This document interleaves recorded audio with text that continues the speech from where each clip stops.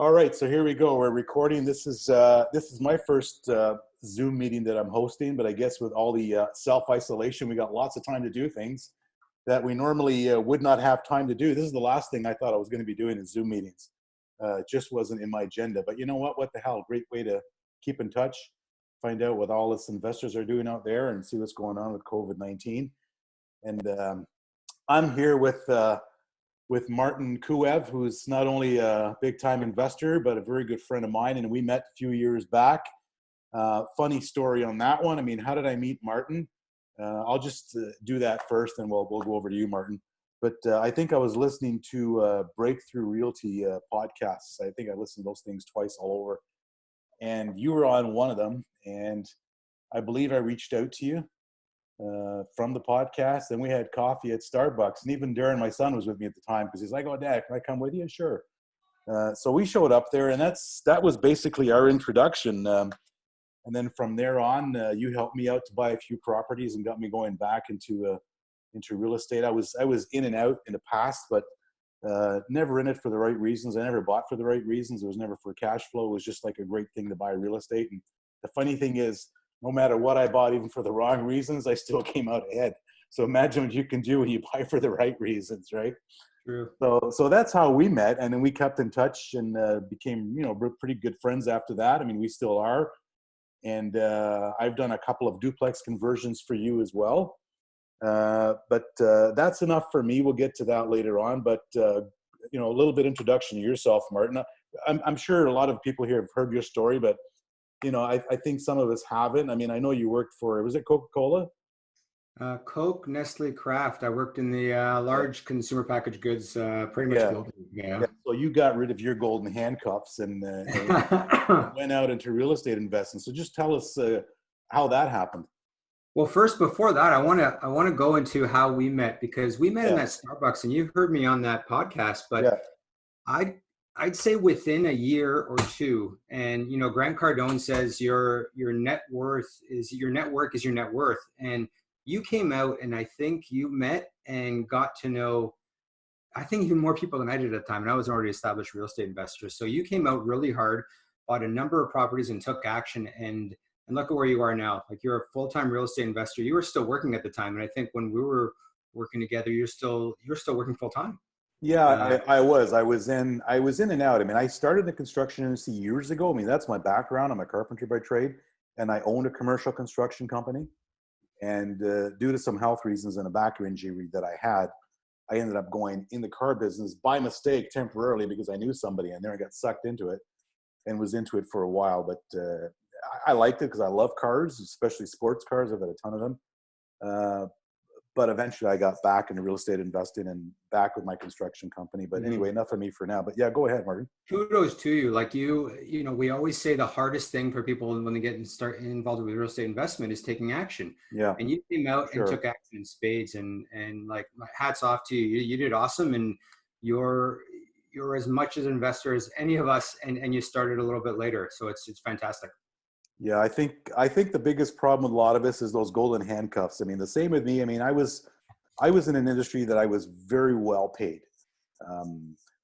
So it was tough walking away from that, but it's not what I wanted. I mean, I liked it, but I always loved real estate, and I wanted to go into it in more depth. And I couldn't do that working for someone. So it was a big thing walking away from that big giant salary and benefits and cars and all that stuff. So, but you know what? I think that's the problem with a lot of us is we don't take action. We're too comfortable, in our own lives when we talk about doing things, and we don't do them because we're getting that great paycheck. But in order to move forward, you have to, at some point, take action and just do it. And I mean, I did do that. I mean, I did a 360 and says, you know what, I'm done now. I'm going full time with. I mean, we were already doing a lot of construction on the side. I mean, being in the industry, my older son was looking after a lot of the projects for me already, even though I was working for someone else at the time. But it got way too busy. It was just out of hand where we just couldn't handle it anymore. Like, I had to jump in full time, and I did. I mean, going back to that, I mean, you were into a lot of duplex conversions, and you had a lot of you still have a lot of duplexes and student housing. But then I saw you move over to multifamily apartment buildings, which was great. It's something I haven't done yet. I mean, the biggest I've got is a triplex. which is actually the same triplex you helped me buy a few years ago. I still have that. But I mean, how did you get into that? Well, we started out just like anybody else, like you. It was single family conversions, and I still have all those duplexes. And going back to leaving the job, we all left. A lot of us left six-figure salaries to go into real estate full time, and no one's going to say that wasn't a scary decision. But we always say you got to be outside of your comfort zone to move forward. But I started out basically with those duplex conversions, and I think I came out my first year doing it, even before I quit. I think I bought 5 homes in the span of 3 weeks, and all of those needed significant renovation work. And this is before I even met you. And I'll be honest, the first year I probably bit off a little bit more than I can chew. I have 3 young kids at home, and that was balancing that was definitely difficult. But we did that for quite a while, and I had luckily a good nest egg, and I had a good amount of worth with myself and home equity within my home. I had a couple of rental properties with my sisters as well. Just by luck, I wasn't a full-time investor at the time, but that allowed me to kind of get my feet wet within the real estate investment community. I started investing, I'd say, back in 2002, but like anybody else, it's this hobby on that side that I just knew was a good investment, but didn't really do too much with it. And I'd say then probably around 2013, 2014 is when we really started taking it seriously and going to weekend courses, getting training. And I actually met my partner, Chris Shabib, having the same real estate investment coach.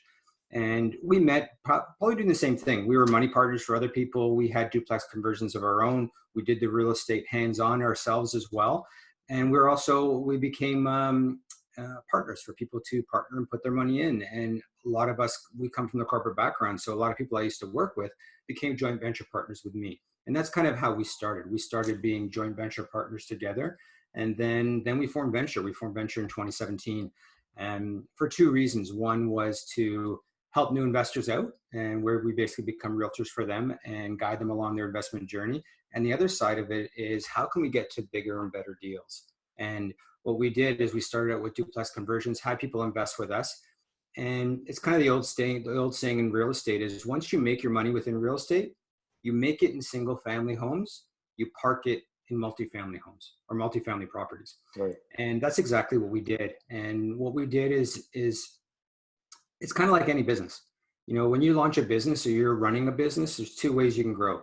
One is by growing your revenue, so getting more doors and having more income coming in. The second way you can grow yourself is by cutting your costs. So we do that in a single family home, but we take that to the next level within multifamily. And within multifamily, what you do is you have a ton of doors. So we're not a ton of doors. We have eight doors between our largest building is 23 units.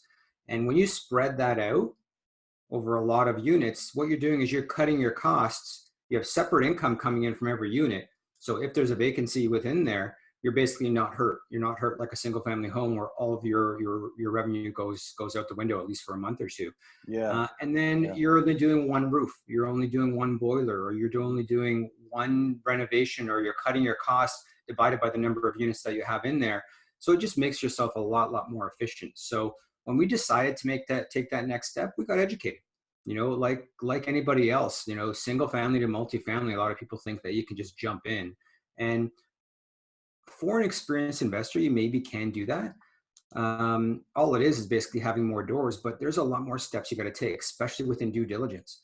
And you can close on a single family home in 5 days. If you're closing on a multifamily home, it could be 30 days, it could be 45, it could be 60 days. It's a different ballgame. You're doing environmental, you're having, I think I've had you come out to a few of our buildings as well. And you need to be really buttoned down on what your renovation costs are going to be.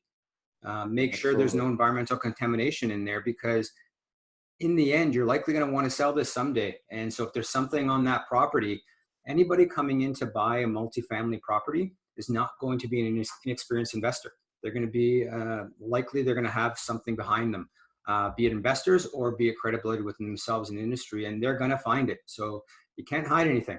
Nor should you. No. This is a business for sure. Yeah, doing a due diligence on multi-unit apartment buildings is something you got to do. I mean, it's a complete different ballgame.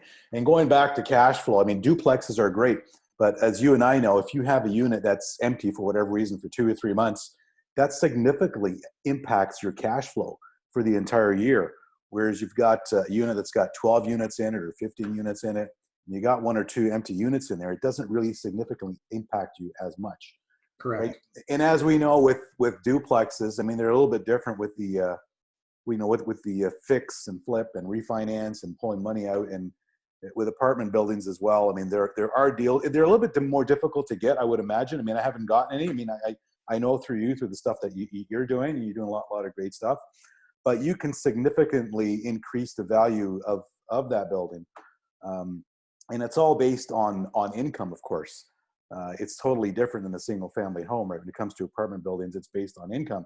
So even if you're in a market where the housing market has dropped a bit, I mean, I can't see apartment buildings dropping because their value is based on income. So it's a little bit different there. What's your thoughts on that? And that is the key. That's the key we went into apartment buildings with is, we come from a business background. So let's say we did a single family conversion, and you've done a few with me. So let's say we put a new renovation in a top floor and we do some lipstick up there and it costs us 50 grand, let's say, for a ballpark number. We spend 50 grand up top. And if we want to go and reappraise that building or that property and get new tenants in there, you can probably get more rent, which is great. But when you appraise it, you're likely going to get appraised for the renovation work you put in, maybe slightly higher. So let's say you had 50, maybe you're going to get appraised for an additional 50, 60 grand. The great thing about an apartment building is, let's say you spent that exact same 50 grand and you put in a new tenant in there and you got higher rent in there.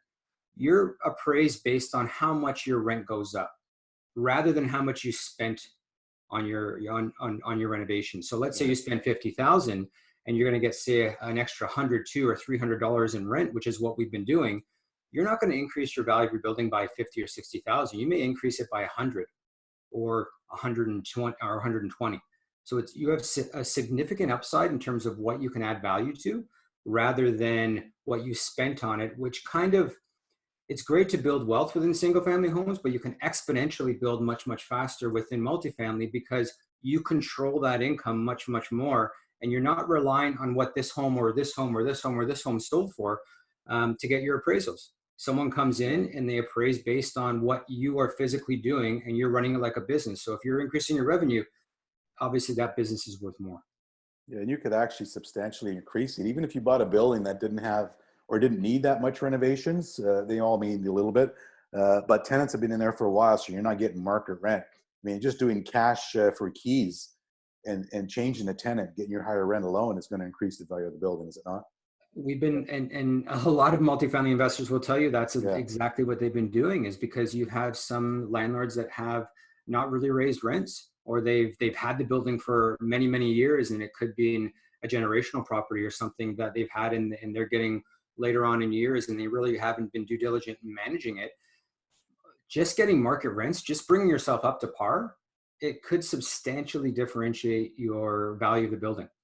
And, Chris and myself, we went out to St. John's, New Brunswick. We've been here. Even just bringing that up to market rent, and it doesn't mean massive renovations, you could substantially differentiate what your building is worth. And you have a lot of multifamily investors that do that, Right. And I wouldn't even go to this extent, but some of them can basically, once they do transition without doing any renovations, they're increasing the value of their building, and they can go back and refinance just by being prudent in how they rent out those units. So how many doors are you up to now in your multifamily? Like taking out any of the duplexes that you have? In the last year and a half, we bought 6 multifamily, and I think we're right around that 90, 100 unit mark. Yeah, that's amazing. We started out, I think the first was a 6 unit, and our largest now is a 23. And just prior to COVID, we purchased 2 buildings. One was a 12 and one was an 18 unit. Right. I remember those. And can you share with us, like, where are you finding them? Are these typically MLS listings that you're going through in these multifamilies, or do you got somebody out there sourcing them for you, or is it a little bit of both? It started out, what's listed. We weren't known for multifamily. We were known for single family. And, like yourself, you're going out and finding off-market properties. You're going to get the best deal when you find off-market properties. Yeah, so absolutely. The first 2, some of them were exclusive listings just with people that we knew within the industry. We have bought a few just straight off the market as well. Just the numbers worked. I'd say the last 3 because we started to get ourselves known within the multifamily community, once we started to be able to come out, and the big thing with multifamily is if you don't close on a property, people remember you. And you're kind of, it's a small community within Canada that focuses on multifamily properties. And if you put an offer down and you tie up a building for 60 days and don't close, that doesn't really look good for you or your name moving forward. So once you get a track record of doing that, a lot of deals come to you. And the great thing with the last several deals, actually one of them was right off the market we got. The other one was off market. It was exclusive listing, and a lot of brokers and a lot of people that come straight to us because they know we can close it prior to it going straight on the market. So I'd say a little bit of both. Like anybody else, you got to hunt for those deals, and some of them don't make sense, even the ones that come to us. But we have a pretty rigorous underwriting system that we do to make sure, hey, is this a good investment for us as well as our investors? And if it makes sense, be it market or off market, we're going to look at it, given all those costs in there.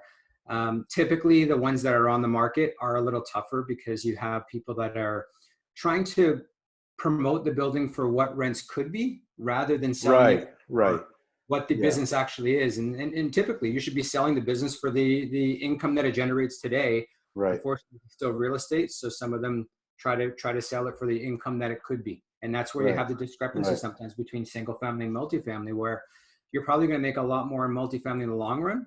If you have it for a short amount of time, you still may make more on the single family because you're changing the use and you're adding much, much more to that than on a larger multifamily at the beginning. Right. Now, I mean, what challenges did you have? I mean, when you swung over to that, obviously you're looking at more money to finance these purchases and renovations and stuff. I mean, did you typically, come out and say, I'm going to go into multifamily and then find your first deal and then try to find your money? Did you have your money in place? Or were you talking to investors prior to that? I mean, how did your first transaction go with using investors? It all comes down to the money first. If you don't have the money, you're only going to go so far. And we were doing a lot of deals with single people, buying here and having joint venture partners, and then we had the realtor business, and we help people out there as well. How things changed for us on the money raising side is we started to talk to people that weren't individual investors. They were people that controlled a group of people. And that made it a lot easier for us to have one point of contact. So if we have one point of contact that can control a large amount of funds that come in, that changed the game for us in terms of what we can raise. And then having the ability for us to go out and partner with them, and they're partners to us now. Like they're a very important part of our business. And we're in this together with them because they have much, much more vested interest within it, because they're on the line for who they are with their investors. And then we're on the line because we're all in this together. But the main difference is now is rather than us trying to go out and piecemeal individual and trying to get 50,000 here or 100,000 here, we can go to one spot. If that deal fits, they can go into their network and put that through. And it hasn't been really difficult for us because our ROIs that we provide to our investors have been predominantly high and higher than they're going to get elsewhere. And people typically, when you look at a real estate investor, someone who's not a real estate investor, they like multifamily more. Sometimes they're going to take a little bit lower of an ROI on a multifamily than single family because there's a lot more work in that single family. For multifamily, you can put your money in and get, on average, we look at around 17% annual ROI we provide to our investors. And, if you can get that they're used to getting, 9, 10, 11, at least you can get them to, hey, there's something here I want to listen to. And then it becomes a lot more in terms of the due diligence. What's our business plan with that building? What are we going to do to it? How is their money going to stay safe? And all that kind of other things that you need to talk to them about to make sure that they have a comfort level, not just investing in multifamily, but investing in you as well in terms of your management. Yeah, for sure. But when you started out trying to attract that money, I mean, how did it come about? Like, how did you find them? Like, I mean, I know you have your own meetup. But I mean, obviously going to someone and saying, listen, I want to put whatever, $1 million or $2 million, whatever the number is to get into apartment buildings, you got to have some type of track record or rapport, or they got to get to know you. I mean, it's not an easy thing to do, right? Not everyone's going to dish out a $2 million check to buy a property. But I mean, you guys are able to do it. Well, the funny story is when I first started out, and it's funny because I have a corporate background, and I was known as I came from corporate marketing, and I worked for large multinational companies. And as I started to slowly switch over from corporate marketing over to real estate, I remember going in and targeting, I think, 6 people within my network that I respected, and said, "Hey, look, this is my business plan. This is what I'm looking to do. I'm going to be raising money through joint venture." Investment, and then we're going to share in the profits together. No one invested with me. I remember having those meetings and basically said, "Hey, I love the business plan that you have. Unfortunately, I'm not going to put any money in." And then after I got the credibility, and that credibility was I launched a brand, I got featured on podcasts, I had to actually do it myself. So I went out and bought those properties on my own dime and built that credibility up. Not to say that I didn't have properties before, but as a full-time investor, it's a little bit different than kind of doing something on the side. Then I think within that first year, the same 6 people that I had came back and said, "Okay, I've seen what you've been doing. I think I'm ready to take that next step." And that kind of snowballed. So that allowed me to go out and start quitting my job and taking a lot more bigger steps in terms of what we built. But in terms of making that switch over, it's not different than, it comes down to the ROI. What are they going to get out of it in the end? Are they going to get 9-10%? Or are they going to get 15-16-17%? It's a similar conversation of having single family or in multifamily. It's just a different model. It's the exact same thing. It's with basing added value. You can call it the Burr model on multifamily and single family. But for sure. The change in how we raised money wasn't significantly different. It was the connections that we made after we got credibility. Probably helped us the most. Similar to what you did in meeting me, and now you kind of went out and you learned that, hey, knowing people gives me more opportunity. Yeah, credibility is huge. I mean, I did the same thing. I mean, all my initial projects I funded myself. I didn't reach out for money from anybody. And I think it was important to say, hey, you know what, I'm using my own money to do this. And I did. I bought a bunch of them and did everything on my own. I mean, now, the funny thing is I've never typically went out and asked anybody for money. I mean, all my B lenders basically came to me later on, just watching the stuff that I do. They started to come to me, and, a lot of people say, well, aren't you afraid to ask for money? And I'm like, well, I'm not asking for money from anybody. I mean, when I'm getting money from an investor, I'm actually offering them an investment opportunity. That's why I look at it. I've got an investment opportunity. Who wants to invest in that? This is an opportunity for them as it is for me. So I always look at it as investment opportunities and not asking for money. But yeah, it's setting up that credibility. And I went through basically the same things as you did. I mean, and you're in the boat too now that people are coming to you, and we're luckily to be in the same point. Is when you quit your job, before you quit your job, the biggest fear I had is who's going to loan me money, who is going to invest with me, and that slowly shifts over to exactly what you said, to become, hey, this is an opportunity for somebody else. If they don't want to invest, there is much more money out there for deals than there isn't money. Oh, 100%. I always tell people the problem is not finding money. The problem is finding the deal. If you find a deal, you'll find the money. There's no issues finding it. There's a ton of money out there, and there's a lot of people who are smart and they know how to invest. But like I said, there's a lot of investment opportunity. So if you find that investment, you're going to find the money. So find the investment first. You'll attract the money. There's no problem. But getting credibility is very important. I've been doing, I can't think of how many duplex conversions I've done. I got to be one of the biggest companies in Hamilton for duplex conversions. You have to, probably. I can't even count how many duplex conversions I've done for clients. A ton of them. But, and then going into house buying as well. I've had people reach out to me, and that's how I found most of my lenders, where they're coming to me say, hey, can I get involved, in your house buy? It's gotten to the point now where when I'm selling a property, that same investor saying, hey, when's the next one? When's the next one? So, well, the next one's got to make sense. It's all about the dollars. We can't just buy a property just to have you invest in it. It's true. And we're our multifamily buildings, like we're fortunate to be in a position now that we put a building out there.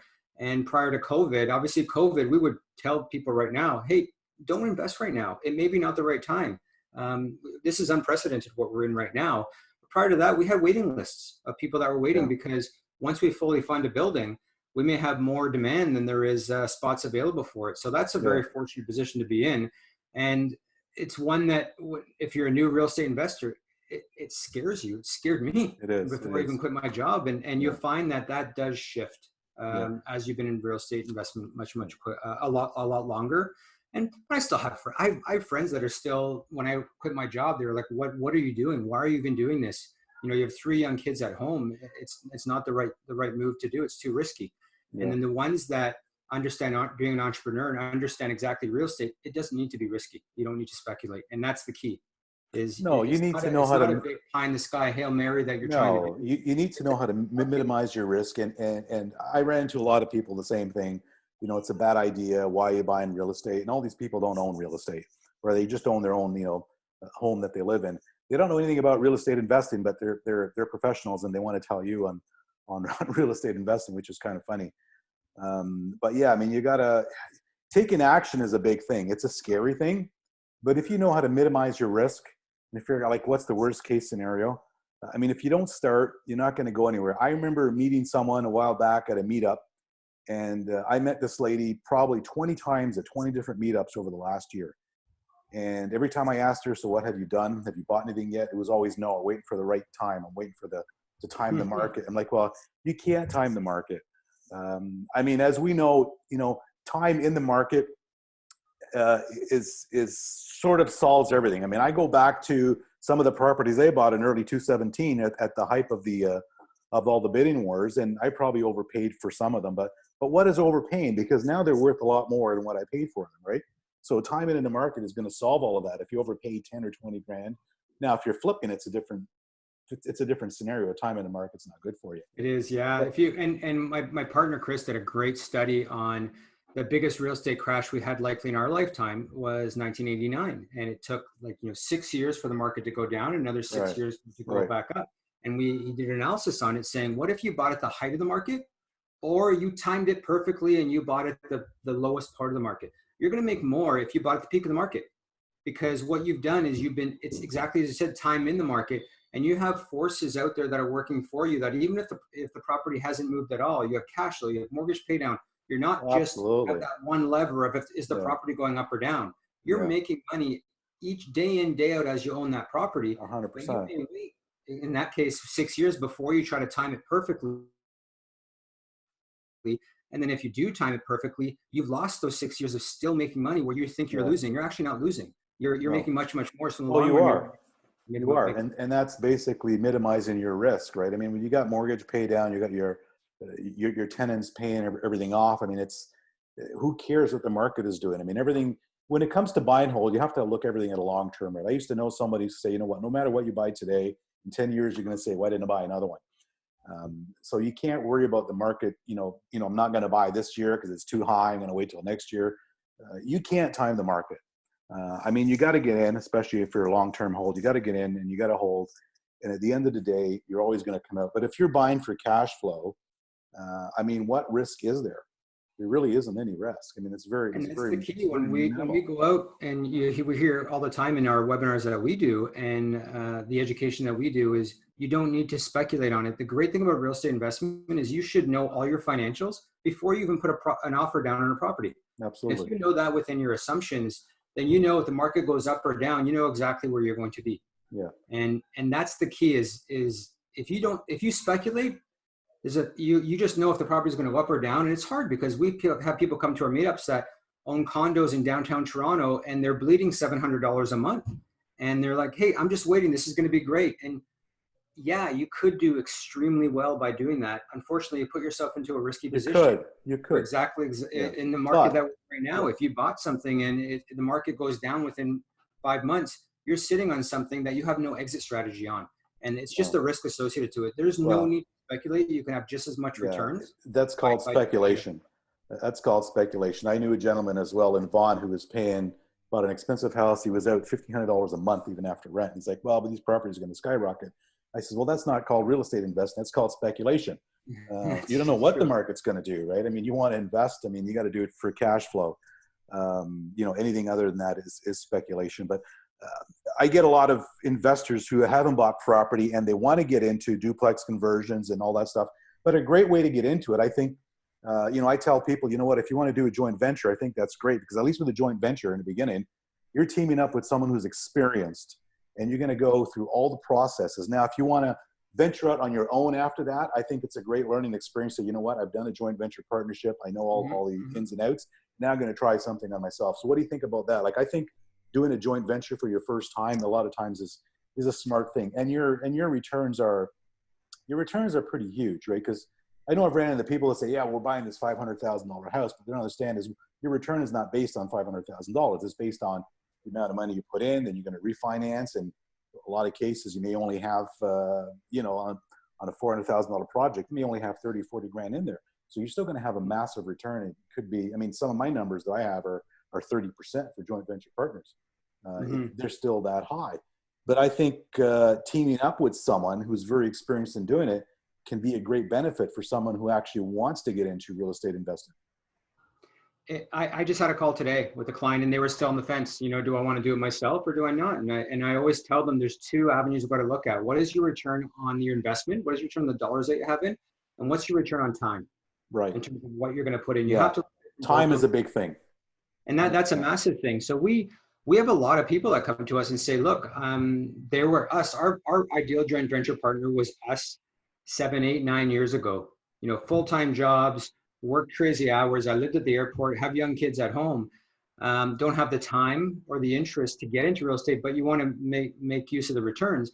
We have a lot of people that join up with us as joint venture partners. And then later on, once they see exactly what it can do, they say, hey, look, we could do it ourselves. And we're right there by their side saying, you know what, you don't need to joint venture and give someone else your equity as long as you have the time, interest, and aptitude to do it yourself. Yeah, and if you can go out to do it, it's not rocket science. However, there's a lot of work to do, and you can't just go out there and, like, there's an old saying, being a flipper is you usually don't make money on your first flip because there's so many things you need to know up front to do it, unless you have that experience or the team around you that can do it. But I'd always say, you know, if you don't partner up, surround yourself with those that know it best and know real estate investment, not just real estate, or partner up in being a partner. Both Chris and I were money partners first, and we gave other people money and let them do it because we were just too busy at work. And then eventually went off and did it ourselves. But there's not a right or wrong answer in terms of doing it yourself or not doing it yourself. But we do have a lot of people that kind of look from the sidelines, get a great return, but hey, I can make much, much more if I do it myself. And we're like, absolutely. Yeah. But being a money partner is the easy part. Like, a lot of people say, why would someone give you the money? Being a money partner is the easy part. I mean, you're writing a check, you're getting a great return. The working partner is doing all the work. I mean, I know with us, we're finding the property, buying the property, renovating the property, tenanting it, managing it.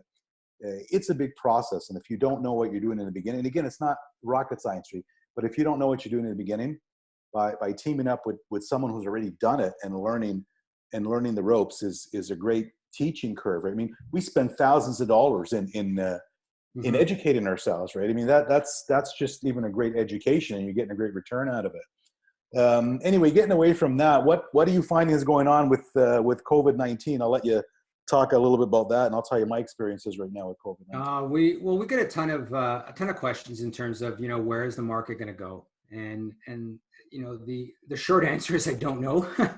But I'll tell you what it is. It comes down to is what are the economic variables that are going to come out of COVID?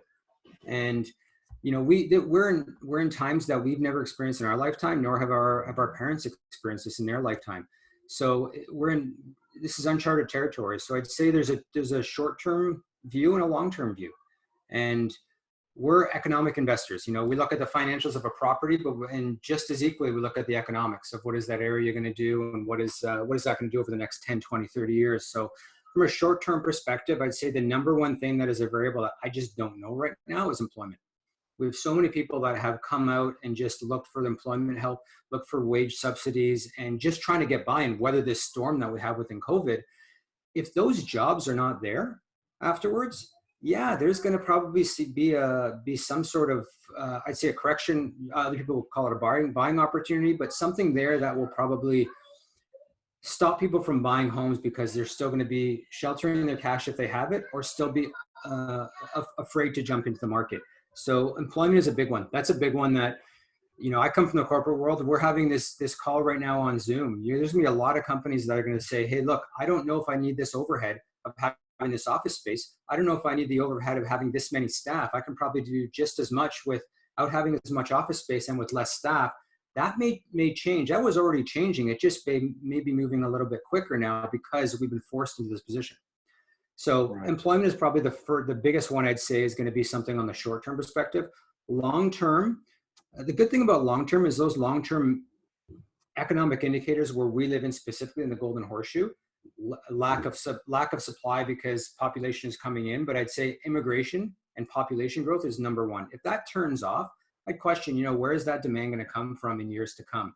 But we are so reliant on GDP, on economic growth, on those new immigrants coming in, who by the way are not refugees coming in. These are immigrants that have a lot of disposable income and immediately start generating into our society. And look at the numbers. I think last year alone, Ontario alone got 200,000 people. So if you look between 100 and 200,000 people every 10 years, that's 1 million to 2 million people every 10 years. That's a city being plopped right back into our Golden Horseshoe. So those long-term economics are likely not going away anytime soon. And over the next 30, 40, 50 years, they're likely going to stay. And as long as we have this area that we live in and that population coming in, I have a bullish view on real estate and where it's going to go. There's going to be there's going to be ups and downs within it. But as you said, we're long-term investors. But those are the two variables I'd say. So I don't have a crystal ball to say, hey, I know exactly where the market's going to be. Long-term, I'm quite bullish on terms of where is that market going to go, and it's likely going to continue to go up. That demand is not going to evaporate overnight if we continue to have immigration, if those jobs come back.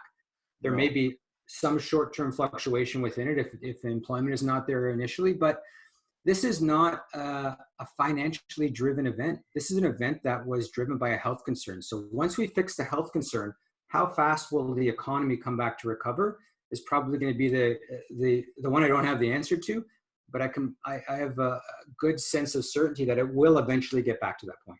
I just don't know when. Yeah, I don't know either. I mean, people ask me that. I mean, I know right now that even in my industry, housing pricing is still pretty strong. I mean, there's not a lot on the market. A lot of stuff has been taken off, especially if you got a vacant property, it's much easier to sell. But because there's no product out in the market right now, prices, sales, yeah, for sure, sales are down, but I think prices are still remaining strong. Now, we don't know what's going to happen a month down the road, but I'm still pretty optimistic with real estate. I think it's the last thing that's going to go, and it'll come back up pretty quickly. But we're not really experiencing a big price drop right now in the real estate market. I mean, I have my own views about COVID-19. I know it's a serious thing out there, but I think everybody was up in arms because they were looking at this as a 5% mortality rate, which now they're changing the numbers. I mean, 5% is huge, obviously. That's a massive mortality rate. You got to be very careful. But now there was talks. It's less than 1%. I mean, 1% is still huge. But I don't know how long they can keep the economy shut down. I mean, it's unprecedented. But I think we need to spend as much money as possible to protect the most vulnerable, which is the elderly, long-term care homes, and all that stuff, and maybe get the younger, healthier people back in the workplace. Still with social distancing and wearing masks and doing whatever we need to do. I know for me, I'm finishing off work that I started before April 4th. Now, we can't do anything after April 4th. And I got a ton of projects to start that we're just waiting on permits, and some of them don't require permits. I mean, out in Hamilton, we got projects coming out the yin yang that we're ready to start. And, clients calling us saying, hey, when are you going to start? When are you going to start? Well, I can't start until this ban is lifted on the residential construction. There's nothing I can do. But I'm still going full force with my ads. I mean, with my cash buying home business, which is Simcoe County House Buyers. I'm probably advertising more now since COVID-19 than before COVID-19. And there's still opportunities out there. I mean, flipping is a different business. I mean, everyone says, well, when's a good market to flip? Well, there is no good market. It's all relative. You can flip in down markets and up markets. It's all in your buy, and you got to know what the market is doing. Mm-hmm. Obviously, you don't know. I mean, you got to be careful if you're buying something and you're selling it 6 months down the road. But flipping is not something that that light gets turned off. You're still doing that regardless of the market. So I'm still advertising. I'm still working on deals. We've got one that's being listed actually tomorrow in Barrie. We've got one that closes in June that I just bought. I've got one that closes actually this coming Tuesday in Bradford that I just bought. And there's still people that need to get out of their homes. There's still people that got situations. And so these deals are always going to be there. It's all about the deal. I mean, when it comes to flipping, it's in the buy 100%. And if you're not buying your property properly, you're going to be in trouble. So, in the buy and time in the market. And this is where you don't want to have time in the market. You want to get in and out. Timing in the market and flipping doesn't work. No, I agree. Unless you're in a crazy, uphill battle with crazy appreciation values, but you can't bet on that. But I'm still doing all the same things. I haven't changed. And is it affecting me slightly? Of course it's affecting me. My office is shut down. We still got lease payments and truck payments and all that stuff is still going out. But the key is to be prepared. If your business is not financially prepared that it can't survive for a couple of months, you haven't prepared for your business. I think you always got to do that. You don't want to wait for, something like COVID-19 to hit, say, oh my God, where am I going to be in 30 days? And I know some of us can't be in that position, but, thankfully we are, so we're going to be fine. And I think we're going to do well.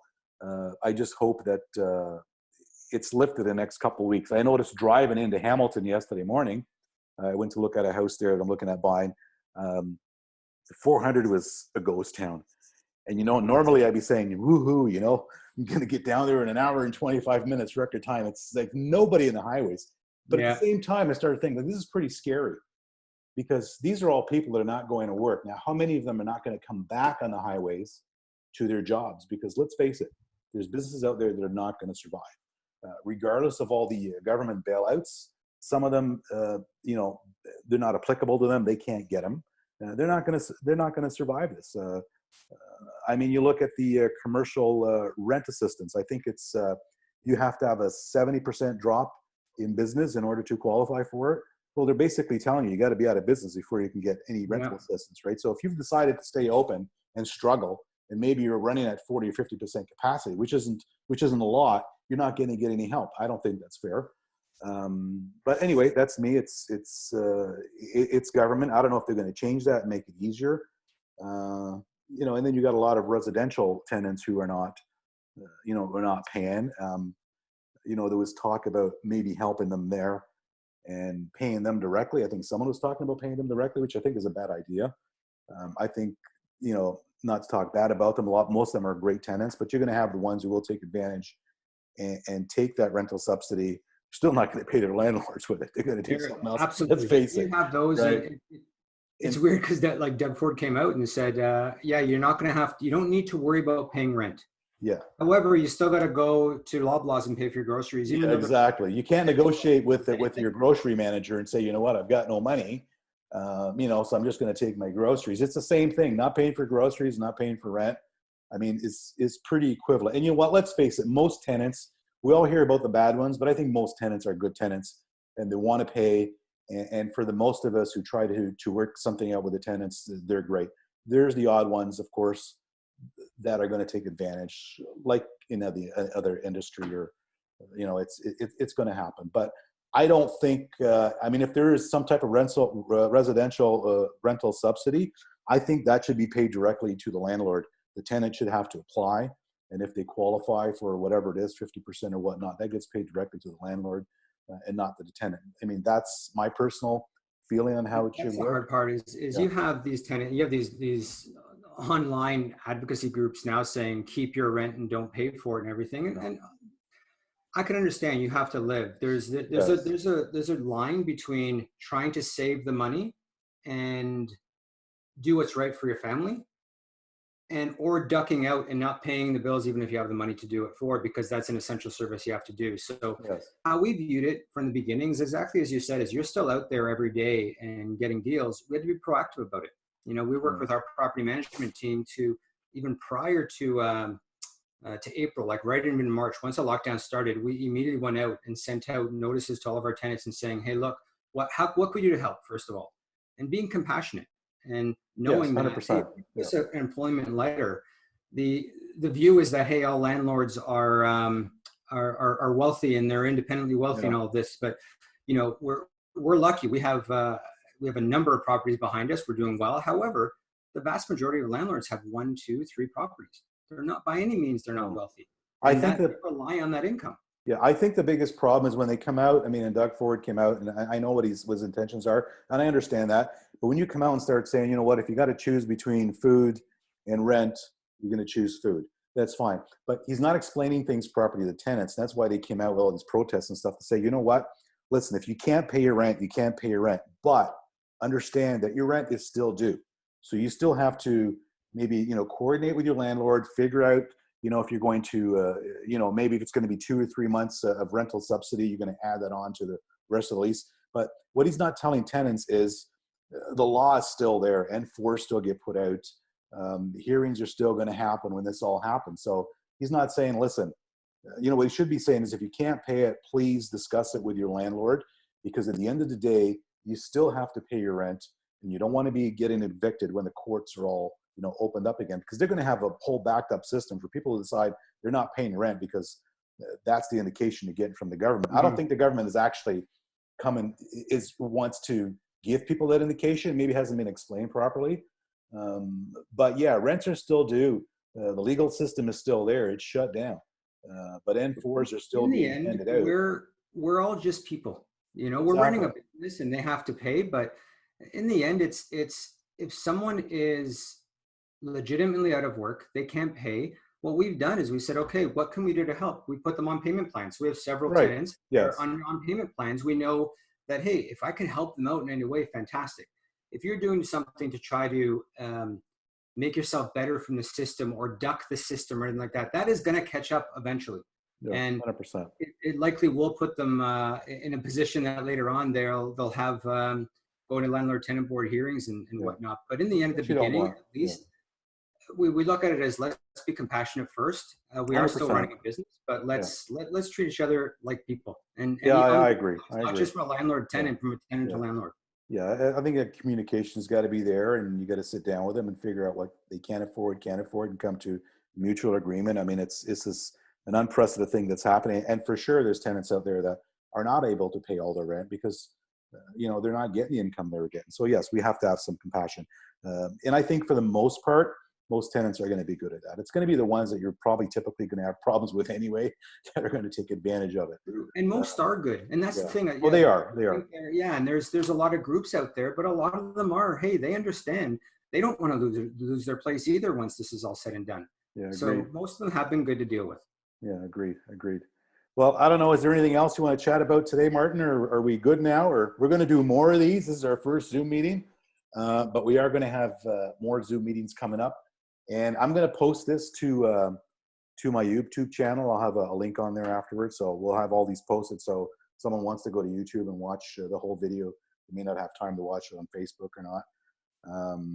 But I think we touched on quite a bit of stuff today, being our first Zoom meeting. Again, I want to thank you for being on here.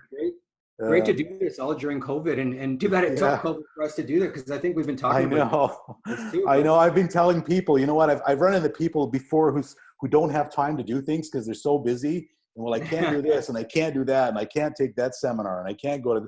You know what? If you haven't done it now, it's not because you don't have the time, because you just don't want to do it.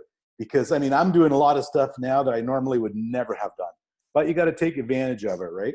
And like you said, I think the industry is going to change just because of this, of all the things that we can do remotely. It's been amazing. I mean, I know even a lot of retail stores, I mean, let's face it, retail was facing a big problem even before COVID-19 with online shopping. This has just escalated that, right? So I don't know what's going to happen in that industry. I'm sure a lot of them still do well. I mean, I hope everybody does well. The unfortunate part is a lot of small businesses are not going to come out of this.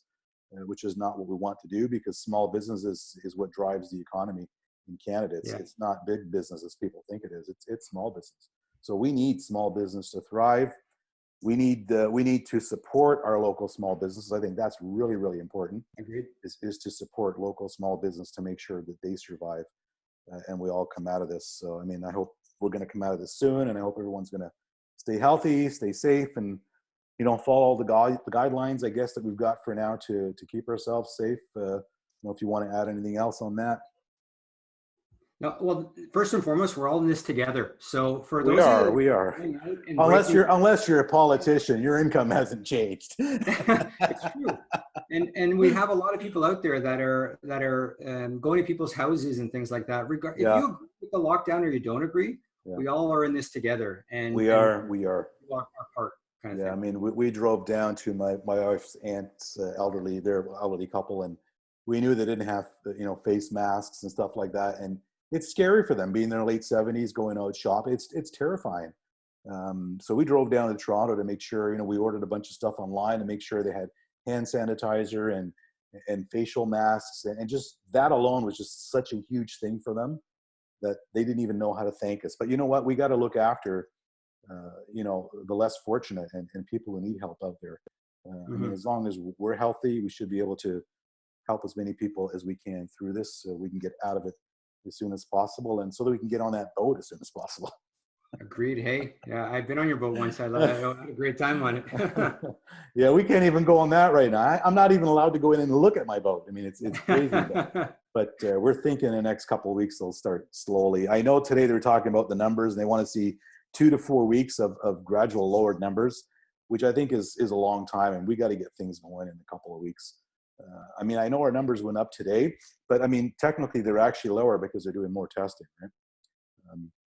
So hopefully, yeah. Who knows? We're still in the, I wouldn't say the infancy, but we're not out of the woods for sure. We have to wait and see what happens. But for the meantime, we're still in lockdown. Nothing has changed. No. My personal opinion is maybe we're opening things up a little too soon without having all the facts. But hey, I don't know. I'm not the expert by any means. Yeah, I don't think anybody knows. I think some of the experts don't know themselves. So it's a crazy thing out there. But you know what? I think we'll get out of it eventually. It's not going to be forever, and hopefully we're all going to come out on the better side of it. And Agreed. Be stronger. And again, kudos to what you're doing with these Zoom meetings. I think they're great, and I think if there's anything I can add value to them, I'm happy to do so. So thank you. Absolutely. I think this is just going to be the first of many. But anyway, we're going to post this to my YouTube channel. I'll post the link on there later on once I've got this on Facebook. And hope everyone gets a little bit out of this and we all get a little bit of education. I'm looking forward to tuning into a lot of webinars and other people's Zoom meetings as well. I mean, you learn something every day. You can never learn enough. I'm learning something every single day, and I love learning. And if I don't know how to do something, I'm the first one to ask. Don't be afraid to ask if you don't know something. That's. I'll be learning well into my 70s. I think no matter how old you are, you can still learn. Oh yeah, 100%. All right, Martin. Thanks a lot for taking the time appreciate it. Chat today, and we'll certainly set something up shortly, maybe in a couple of weeks, to get on here and do another chat. Sounds good. That sounds good. And hopefully after this is over, we'll do it in person as well. Yeah, that's even better. Anyway, take care, stay healthy, keep the family safe, and we'll chat soon. You too. All right. Okay, Martin. Take care. All right.